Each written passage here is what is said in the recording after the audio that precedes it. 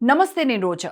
మానవ చరిత్రలో మరుగున పడిన చీకటి కోణాలు, విజ్ఞాన ప్రపంచంలో సామాన్యుడికి చేరని విజ్ఞాన వీచికలకు వేదిక ఈ మిస్టరీస్ హిస్టరీస్. భారత చరిత్ర సింధు నది ఒడ్డున పుట్టిన నాగరికత నుండి వేల ఏళ్ల యాత్రలో ఎన్నో శక్తులను చూసింది. కానీ ఆధునిక రాజకీయ చరిత్రలో రెండు పేర్లు నిత్యం ప్రతిధ్వనిస్తూనే ఉంటాయి. ఒకరు దేశాన్ని ఇనుప సంకల్పంతో ముందుకు నడిపించిన మహిళ ఇందిరాగాంధీ, మరొకరు 21వ శతాబ్దపు ఆధునిక భారతానికి రూపకర్తగా నిలిచిన నరేంద్ర మోదీ. వీరిద్దరి మధ్య దశాబ్దాల దూరం ఉంది, కానీ ఒకే లక్ష్యం ఉంది: భారతదేశాన్ని ప్రపంచ వేదికపై గర్వంగా నిలబెట్టడం. ఇలా వారిద్దరి మధ్య ఉన్న పాలనా దక్షతలేంటి, వారి వ్యక్తిత్వంలో ప్రత్యేకతలు ఏంటి, రాజకీయ చాణక్యంతో శత్రువులను మట్టుపెట్టడంలో ఇద్దరి మధ్య పోలికలేంటో ఇవాల్టి మిస్టరీస్ అండ్ హిస్టరీస్లో పరిశీలిద్దాం.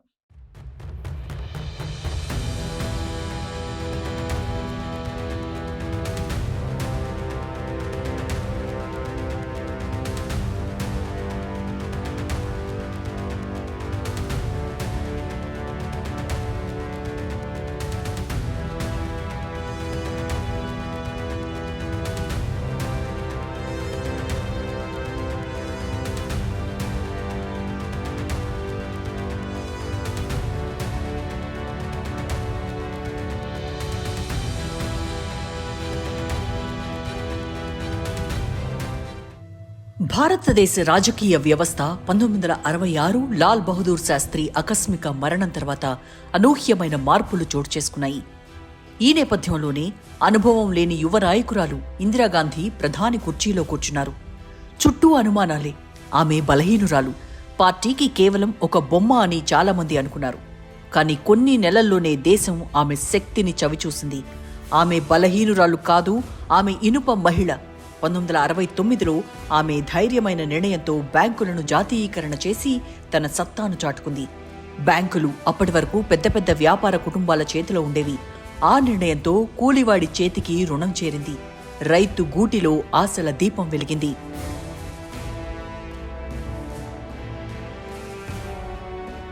బంగ్లాదేశ్ విమోచన యుద్ధం 1971లో జరిగింది. ఈ యుద్ధాన్ని ముందుకు నడపడంలో బలమైన నిర్ణయంత తీసుకుంది ఇందిరాగాంధీ. ఆమె ధైర్యం, వ్యూహం ప్రపంచ పటంపై కేవలం ఒక కొత్త దేశాన్ని పుట్టించటమే కాదు, భారతదేశాన్ని ప్రపంచ సైనిక శక్తిగా నిలబెట్టింది.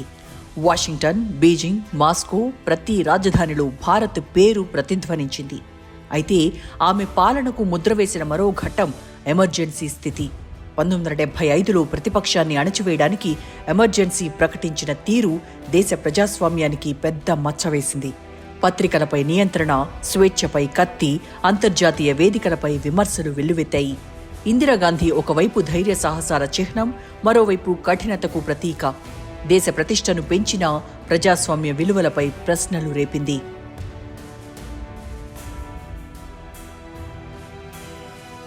ఒక సాధారణ టీ అమ్ముకునే ఆయన గుజరాత్ ముఖ్యమంత్రి స్థానానికి ఎదగటం ఒక ఎత్తైతే, గుజరాత్ సీఎం నుండి భారత ప్రధాని వరకు ఎదిగారు.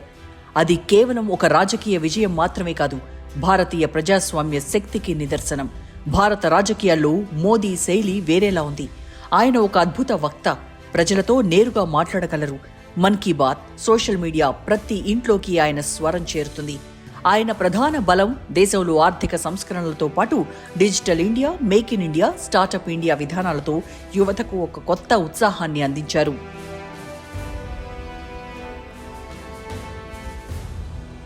జీఎస్టీ భారత ఆర్థిక వ్యవస్థను మరింత పరిపుష్టం చేయడంలో మోదీది కీలక నిర్ణయం. అంతేకాదు, దేశంలో గతం కంటే మెరుగైన ఇన్ఫ్రాస్ట్రక్చర్, హైవేలు, మెట్రో రైళ్లు, విమానాశ్రయాలు, భారత పట్టణాల రూపురేఖలు మారుతున్నాయి. అంతర్జాతీయ వేదికపై మోదీ మరో రూపం. అమెరికా నుంచి ఆస్ట్రేలియా వరకు, ఇజ్రాయెల్ నుంచి యుఏఈ వరకు ప్రతి వేదికపై ఆయన స్వరం గర్జించింది. G20 సమ్మిట్ 2023 ప్రపంచ నేతలు ఢిల్లీలో చేరినప్పుడు భారత్ కేవలం ఆతిథ్య దేశం కాదు, ప్రపంచ దేశ నేతలకు చర్చల కేంద్రంగా నిలిచింది. మోదీ దౌత్యం కేవలం రాజకీయ సంబంధాలు కాదు, ప్రవాస భారతీయుల గుండెల్లో గర్వం నింపింది. భారతదేశం ఇప్పుడు వెనుకబడిన దేశం కాదు, ప్రపంచానికి దిశానిర్దేశం చేసే శక్తి అని ఆయన ప్రకటించారు. ఇందిరాగాంధీకి పార్టీ కంటే వ్యక్తిత్వం పెద్దది. కాంగ్రెస్ అనే మహావృక్షాన్ని తన నీడలో నిలబెట్టిన శక్తి ఆమె. ఆమె శైలి కేంద్రీకరణ. ప్రతి నిర్ణయం ఆమె టేబుల్ మీదే ఆగేది. ప్రతిపక్షం, విమర్శకులు ఆమె ముందు బలహీనుల్లా కనిపించేవారు. అయితే ఇందిరాగాంధీ ఒక విప్లవాత్మక ఆలోచనను నినాదంగా మార్చింది. గరీబీ హఠావో అది కేవలం ఓటు కోసం నినాదం కాదు, సాధారణ మనిషికి ప్రధాని తన కోసమే ఉన్నారని అనిపించేలా చేసింది. మరోవైపు నరేంద్ర మోదీ పాలన కేంద్రీకృతమే, కానీ దానిని ఆధునిక పద్ధతిలో మలిచారు. ప్రజలతో మమేకం కావడమే ఆయన ప్రధాన ఆయుధం. ప్రతి ఎన్నిక, ప్రతి సభ, ప్రతి ప్రసంగం ఆయన ప్రజలతో నేరుగా మాట్లాడతారు. సాంకేతికతను తన మిత్రుడిగా చేసుకున్న మోదీ సోషల్ మీడియా నుంచి డిజిటల్ యాప్ల వరకు ప్రజా సంబంధాలను కొత్త ఎత్తుకు తీసుకువెళ్లారు. మన్ కీ బాత్ కేవలం రేడియో ప్రోగ్రాం కాదు, ప్రధాని ఇంట్లో కూర్చున్నట్టుగా ప్రజలు అనుభవించే వేదిక. ఇందిరాగాంధీ 1971లో బంగ్లాదేశ్ యుద్ధ విజయంతో భారతదేశాన్ని ప్రపంచ పటంలో గర్వంగా నిలబెట్టింది. అది కేవలం ఒక యుద్ధ విజయం కాదు, భారతదేశం బలమైన దేశం అనే సందేశం. నాన్ అలైన్ మూవ్మెంట్లో ఆమె నాయకత్వం అమెరికా సోవియట్ పోటీలో భారత్ స్వతంత్ర స్వరాన్ని నిలబెట్టింది. కానీ ఎమర్జెన్సీ కాలం తర్వాత అంతర్జాతీయ వేదికపై విమర్శలు పెరిగాయి. భారతదేశ ప్రజాస్వామ్యం ప్రమాదంలో ఉంది అని పత్రికలు రాశాయి.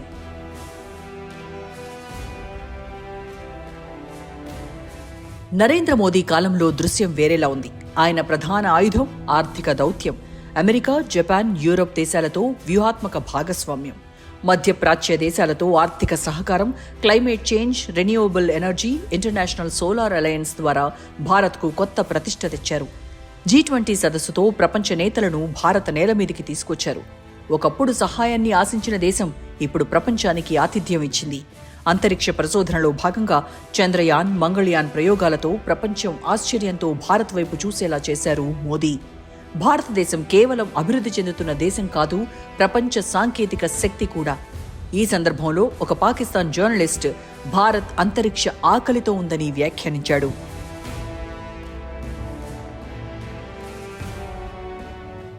ఇందిరాగాంధీ ఆమె ముఖంలో కఠినత కనిపించిన గ్రామీణ మహిళలతో మాట్లాడినప్పుడు ఆమె ఇందిరమ్మగానే ప్రసిద్ధి చెందారు. పేదరికంపై పోరాటం అనేది ఆమెకు కేవలం రాజకీయ అంశం కాదు, వ్యక్తిగత కర్తవ్యంలా భావించారు. ఇదిలా ఉంటే నరేంద్ర మోదీ ప్రజలతో అనుబంధం వేరే రకంగా ఉంది. నేను సాధారణ కుటుంబం నుండి వచ్చానని ఆయన తరచూ చెబుతారు. అది ఆయనను కోట్లాది ప్రజల గుండెలకు దగ్గరగా చేర్చింది. ఒక సాధారణ టీ అమ్ముకునే వ్యక్తి గుజరాత్ సీఎంగా, ఆ తర్వాత దేశ ప్రధానిగా ఎదగటం యువతను సైతం ఆకట్టుకునేలా చేసింది. ప్రజాస్వామ్య దేశంలో సామాన్యుడికి పట్టం కట్టిన దేశంగా భారత్ నిలిచింది. ఇందిరమ్మను ఒక తల్లి రూపంగా ప్రజలు గుర్తించారు. కానీ మోదీ తన వ్యూహాలతో ఒక విజన్ కలిగిన నాయకుడిగా గుర్తింపు పొందారు.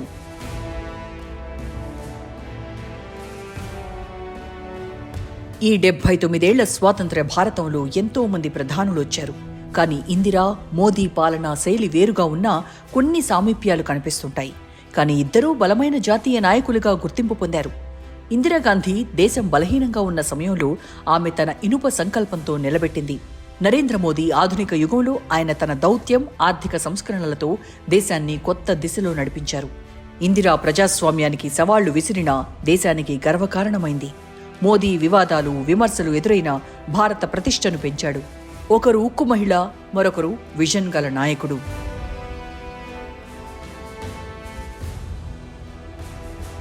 ఇందిరాగాంధీ భారతదేశాన్ని ఒక శక్తివంతమైన దేశంగా నిలబెట్టిన మహిళ.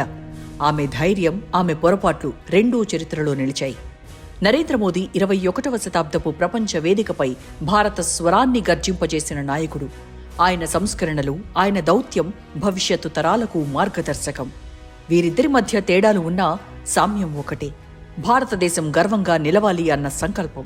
ఈ సంకల్పమే భారత చరిత్రలో వారిని చిరస్థాయిగా నిలబెడుతుంది.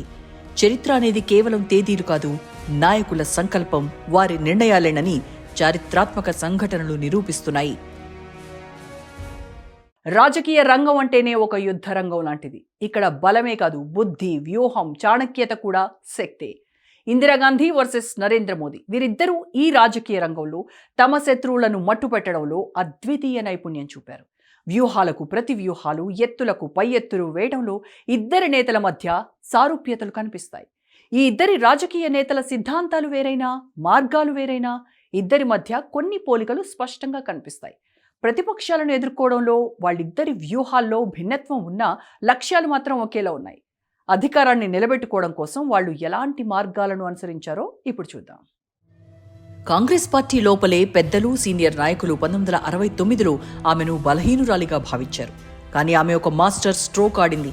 ప్రెసిడెన్షియల్ ఎన్నికలో అధికార వర్గం సిండికేట్కి వ్యతిరేకంగా పోటీ చేసిన వివి గిరిని మద్దతివ్వడం. ఆమె వ్యూహం ఫలించింది. పార్టీ లోపలి శత్రువులు చీలిపోయారు. ఆమె ఇనుప మహిళగా గుర్తింపు పొందింది. 1971లో గరీబీ హఠావో నినాదంతో ఎన్నికలకు వెళ్ళింది. ప్రతిపక్షం చెల్లాచెదురైంది. ఆమె ఒక్క దెబ్బతో 2 శత్రువులను ఓడించింది. పార్టీ లోపలి వ్యతిరేకులు, వెలుపలి ప్రతిపక్షం శత్రువులను ఎదుర్కొన్నప్పుడు ఇందిరాగాంధీ కేవలం రాజకీయంగా కాకుండా మానసికంగా కూడా వారిని బలహీనం చేసింది. ఆమె శైలి ఏంటంటే నేరుగా ఎదుర్కోవడం, బలంతో అణిచివేయడం.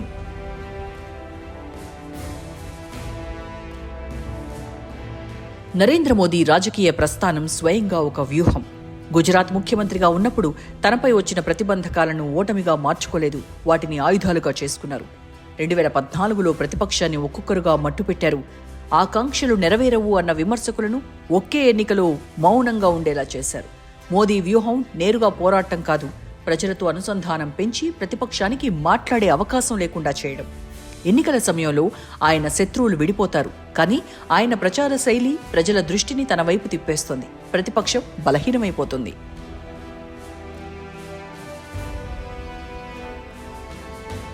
ఇందిరాగాంధీ శత్రువులను మట్టుపెట్టడానికి అధికార బలాన్ని ఎక్కువగా ఉపయోగించారు. ఆమె వ్యూహం కేంద్రీకరణ, ప్రతిపక్షం ఎవరైనా వారిని నేరుగా ఎదుర్కొని అణిచివేయడమే. నరేంద్ర మోదీ శత్రువులను మట్టుపెట్టడానికి ప్రజా సంబంధాలు, ప్రచార యంత్రాంగాలను ఉపయోగించారు. ఆయన వ్యూహం ప్రజల మనసులు గెలుచుకోవడం, ప్రతిపక్షాన్ని పక్కన పెట్టడం. ప్రతిపక్షాల విమర్శలకు నేరుగా స్పందించి సమాధానాలు ఇవ్వకుండా ప్రజల మధ్య వాటికి సమాధానాలు చెప్పే విధానంతో నేతలు ప్రజలకు జవాబుదారీతనంగా ఉండాలనే సమాచారాన్ని అందించడంలో మోదీ విజయం సాధించారు. వాస్తవానికి కాంగ్రెస్ పాలనతో పోలిస్తే అవినీతి ఆరోపణలు కూడా తక్కువే కావడం మోదీకి ఎక్కువ లాభించింది. ఈ నేపథ్యంలోనే ఇందిరా పాలనా రికార్డును అధిగమించారు మోదీ.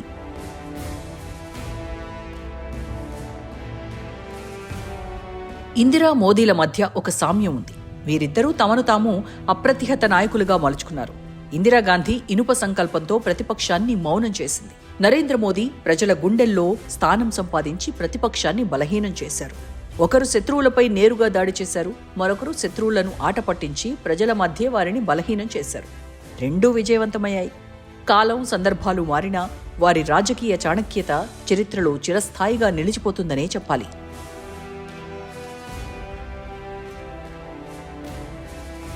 25 జూన్ 1975లో భారత రాజ్యాంగంలో అత్యంత చీకటి రాత్రి ఆరంభమైంది. ప్రధాని ఇందిరాగాంధీ దేశవ్యాప్తంగా ఎమర్జెన్సీని ప్రకటించారు. కారణమేంటి? అలహాబాద్ హైకోర్టు ఆమె ఎన్నికను రద్దు చేసింది. ఆమె ప్రధానమంత్రి పదవిని కోల్పోవాల్సిన పరిస్థితి వచ్చింది.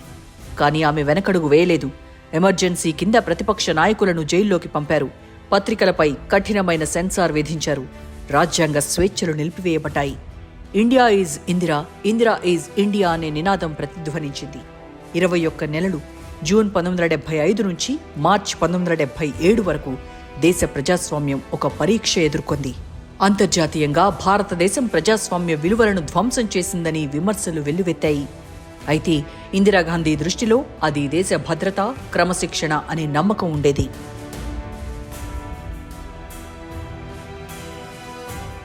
ఆ రోజుల్లో ఇందిరాగాంధీ ప్రకటించిన ఎమర్జెన్సీ ప్రజాస్వామ్యాన్ని అపహాస్యం చేసిందని విమర్శలు ఎదుర్కొన్నారు. కానీ ఆమె ప్రజాస్వామ్య పరిరక్షణలు, దేశ భద్రత కూడా ముఖ్యమనే ధోరణిలో ఎమర్జెన్సీ పట్ల దృఢంగా ఉండేది. అయితే ఎమర్జెన్సీ తర్వాత దాని మూల్యాన్ని ఇందిరా చెల్లించుకోవాల్సి వచ్చింది. అధికార పీఠానికి దూరమైంది. ఇంచుమించు ఇదే పరిస్థితిని గుజరాత్ సీఎంగా ఉన్న టైంలో మోదీ కూడా గోధ్రా అల్లర్ల వివాదంలో ఇరుక్కున్నారు. ప్రజలు, ప్రతిపక్షాలతో పాటు అంతర్జాతీయంగా ఎన్నో విమర్శలను ఎదుర్కొన్నారు మోదీ. వీళ్ళిద్దరి మధ్య పాలనా కాలం పరంగా ఎంత దూరం ఉన్నా ఈ 2 సంఘటనల సారూప్యాలు మాత్రం ఒకేలా ఉన్నాయి. వాటి పట్ల ఈ ఇద్దరు నేతలు ఎలా స్పందించారు, వాటి నుంచి ఎలా బయటపడ్డారనే అంశాలను ఇప్పుడు చూద్దాం. గుజరాత్లో మోదీ సీఎంగా ఉన్న కాలంలో 27 ఫిబ్రవరి 2002లో గోధ్రా రైల్వే స్టేషన్ వద్ద సబర్మతి ఎక్స్ప్రెస్ రైలు బోగీకి నిప్పంటుకున్న దుర్ఘటన. ఈ ప్రమాదంలో దాదాపు 59 మంది కరసేవకులు అక్కడికక్కడే మృతి చెందారు. ఈ ఘటన ఒక భయంకరమైన మత అల్లర్లకు నాంది పలికింది. ఆ తర్వాత కొన్ని వారాల్లోనే గుజరాత్లో హింస చెలరేగింది. అధికారిక గణాంకాల ప్రకారం 1000 మందికి పైగా ప్రాణాలు కోల్పోయారు. వారిలో ఎక్కువ మంది ముస్లింలు. వేలాది కుటుంబాలు నివాసాలు కోల్పోయి శరణార్థులయ్యారు. ఆ సమయంలో గుజరాత్ ముఖ్యమంత్రిగా నరేంద్ర మోదీ ఉన్నారు. ప్రతిపక్షం, మానవ హక్కుల సంస్థలు, ప్రభుత్వం తగిన చర్యలు తీసుకోలేదు, హింసను అరికట్టడంలో విఫలమైందని ఆరోపించాయి. అంతర్జాతీయ వేదికలపై కూడా మోదీపై విమర్శలు వెల్లువెత్తాయి. 2005లో అమెరికా ఆయనకు వీసా కూడా నిరాకరించింది. అయితే మోదీ ఎప్పటికప్పుడు తాను నిర్దోషినని చెప్పుకున్నారు. సుప్రీంకోర్టు నియమించిన సిట్ చివరకు 2012లో మోదీపై నేరానికి సంబంధించిన ఆధారాలు లేవని నివేదిక ఇచ్చింది. ఆ తర్వాత ఆయన అదే గుజరాత్ నుండే రాష్ట్ర ఎన్నికల్లో వరుస విజయాలు సాధించారు.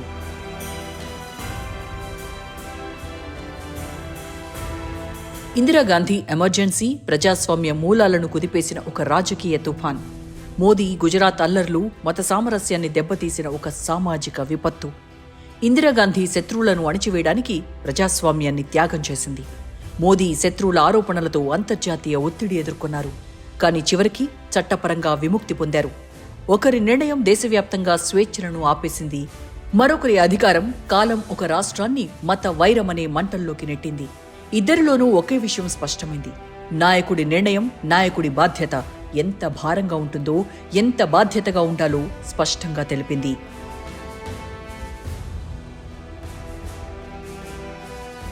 ఇందిరాగాంధీ 1975లో తీసుకున్న ఎమర్జెన్సీ నిర్ణయం 2002లో గుజరాత్ అల్లర్ల సమయంలో మోదీ ఎదుర్కొన్న పరిస్థితి.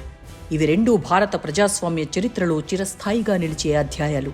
ఒకటి అధికారం కోసం ప్రజాస్వామ్యాన్ని సవాలు చేసింది, మరొకటి సామాజిక సామరస్యాన్ని సవాలు చేసింది. తేదీలు వేరైనా, సందర్భాలు వేరైనా ఇవి రెండు సంఘటనలు మనకు ఒక పాఠం చెబుతాయి. నాయకత్వం అనేది కేవలం అధికార కుర్చీ కాదు, అది కోట్లాది ప్రజల భవిష్యత్తు భారం. దాన్ని విస్మరిస్తే భవిష్యత్తులో ప్రజాస్వామ్యం పూర్తిగా ప్రమాదంలో పడుతుంది.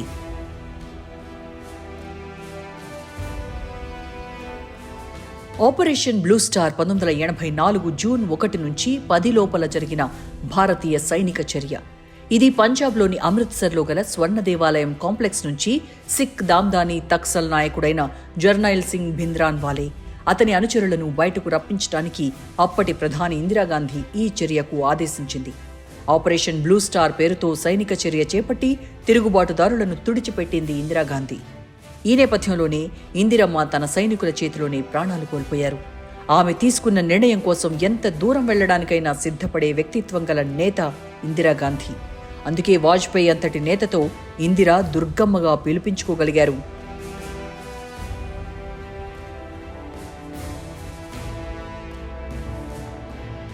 గత ఏడాది లోక్సభ ఎన్నికల్లో ఉత్తర భారతదేశంలో బీజేపీకి సీట్లు తగ్గటానికి అనేక కారణాలు కనిపించాయి. మొదటగా రైతుల ఉద్యమం, వ్యవసాయ చట్టాలపై అసంతృప్తి బీజేపీపై ప్రభావం చూపింది. రెండవది యువతలో నిరుద్యోగ సమస్యలు పెరగటం వల్ల ప్రతిఘటన పెరిగింది. మూడవది ధరల పెరుగుదల. ముఖ్యంగా పెట్రోల్, డీజిల్, గ్యాస్, నిత్యావసర వస్తువుల ధరలు ప్రజల్లో అసంతృప్తి కలిగించాయి. అలాగే ప్రాంతీయ పార్టీల బలమైన కూటములు, ఉదాహరణకు ఉత్తరప్రదేశ్లో సమాజ్వాదీ పార్టీ, బీహార్లో ఆర్జేడీ, బీజేపీ ఆధిపత్యాన్ని తగ్గించాయి. మతపరమైన, జాతి ఆధారిత రాజకీయాలు కూడా కొన్ని చోట్ల బీజేపీకి వ్యతిరేకంగా పనిచేశాయి. మొత్తం మీద ఆర్థిక ఇబ్బందులు, యువత అసంతృప్తి, రైతుల సమస్యలు, స్థానిక కూటములు ఇవన్నీ కలిసి ఉత్తర భారతదేశంలో బీజేపీ సీట్లను తగ్గించాయి.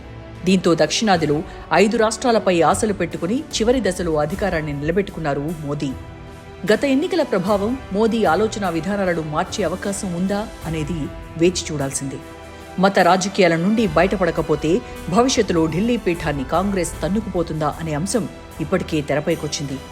దేశానికి మతం, అభివృద్ధి రెండూ ప్రధానమేనంటుంది రైట్ వింగ్.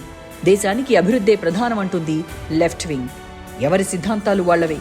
కానీ ప్రజాస్వామ్యంలో ప్రజాగళానికి ఎలాంటి ప్రాధాన్యత లేకపోవడమే ప్రజాస్వామ్యంలో ప్రధాన లోపం. చరిత్ర మనకు పాఠాలు నేర్పుతుంది. ఇందిరాగాంధీ ఎమర్జెన్సీ సమయంలో స్వేచ్ఛ విలువ, గుజరాత్ గోద్రా అల్లర్లలో సామరస్యపు ప్రాముఖ్యత రెండూ మనకు ఒకే విషయం గుర్తు చేస్తున్నాయి. నాయకత్వం అంటే కేవలం అధికారాన్ని కాపాడుకోవడం కాదు, ప్రజల మనసులను కాపాడుకోవడమే అసలు బాధ్యత. కాలం మారుతుంది, నాయకులు మారుతారు, కానీ చరిత్రలో వారి నిర్ణయాలు శాశ్వతంగా నిలిచిపోతాయి. ప్రశ్న ఒకటే, భవిష్యత్ తరాలకు మనం ఎలాంటి చరిత్రను అందించబోతున్నాం? అణచివేతతో నిండిందా లేదా ఐక్యతతో నిండిందా? మనమంతా ఆలోచించాల్సిన సమయం వచ్చింది. ప్రజాస్వామ్యం అనేది కేవలం పుస్తకాల్లో ఉండే పదం కాదు, అది మన ఊపిరి లాంటి నిజం. ఈ వాస్తవాన్ని మర్చిపోకుండా ముందుకు సాగుదాం. వచ్చే వారం మరో అంశంతో మిస్టరీస్ హిస్టరీస్లో మళ్ళీ కలుద్దాం. Until then keep watching Raj news.